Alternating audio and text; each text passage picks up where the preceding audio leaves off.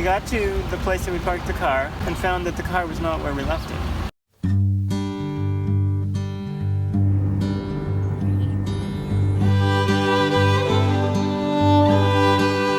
Hey friends, this season of Mission Viewfinder will give you a peek into our recent furlough to the US, our home country, but not our home. This is actually the last video in this series, so hang on till the end and we'll have a Q&A with some questions that people on Instagram sent us.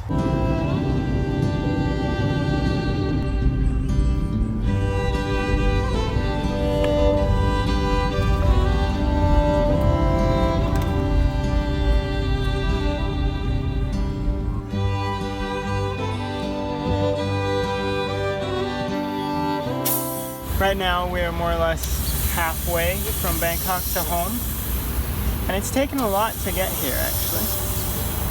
We got to the place that we parked the car and found that the car was not where we left it. And then found that there was mold in the car. Someone else came out and said it flooded really bad, so the car had water in the floorboards and everything. And then I realized our clutch wasn't working in our car. And this little handle here was broken, probably when they were breaking into the car so they could move it away from where it was flooding. But, I mean, not a big deal. It's an old handle. We've replaced one already. We can replace another one.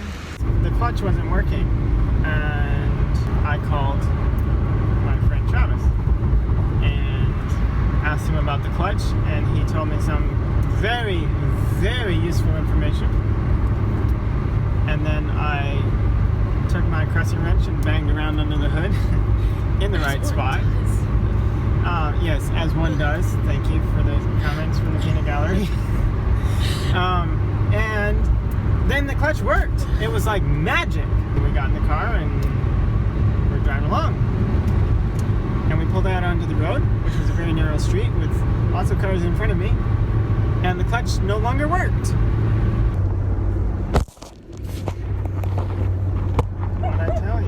Driving in Bangkok is one thing. There are some people who would be petrified of driving in Bangkok. It doesn't bother me that much. But driving in Bangkok with the clutch that's not working, like, takes it to like a whole different dimension. So managed to get out of there and onto the highway, and then we got to the gas station and I was working on it some more. Of course, foreigners in a car with the hood up draws people, and so there was a guy that had just pulled in and he was pretty sure that bleeding the line, the clutch line, would help, so he did that, and I'm driving with a clutch that works. Like, when I push my foot on the clutch pedal, it works. It's cool. So just so you know, this is us at varying levels of tiredness. This is also us with a very full car. We had 6 check-ins, plus each one of us had 2 carry-on pieces. I would like to introduce you to the mysterious individual that is traveling with us. Meet Lillian Adams. Hi. So I first met Lillian in Bangkok, Thailand, when you were what? That's right. I was 11? 10. I was 10. 10. So that was 10 years ago. So, Lillian, why are you here right now? What are you here for? So I come to Thailand to do an SM semester. What's SM? Student missions. I'm in college. I go to Southern. So I've taken a semester off to come to Thailand and be a missionary more long-term than I've ever had the opportunity to before. What was it like to leave and come here?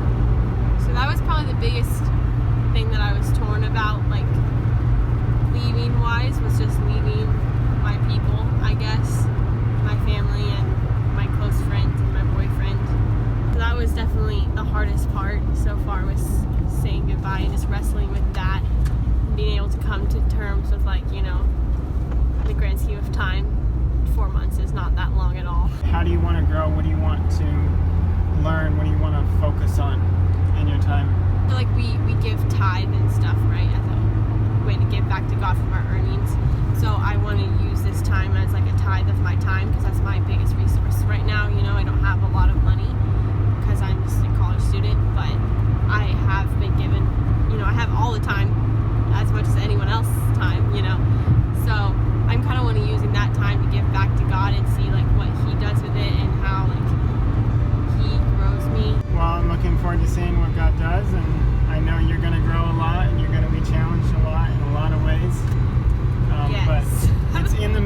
of that we grow, and that God is close, so very close in the midst of all of those challenges. So.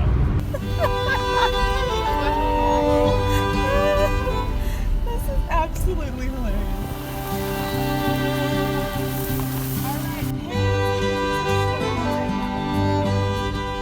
In case you didn't know what it's like to come home to our house after 3.5 months of not living here, let me show you. This, dear friends, is what it looks like along our walls. You missed the best of it, but I was sweeping this stuff like off the bed. This is just from our bedroom. It could be worse. We're just glad to be home.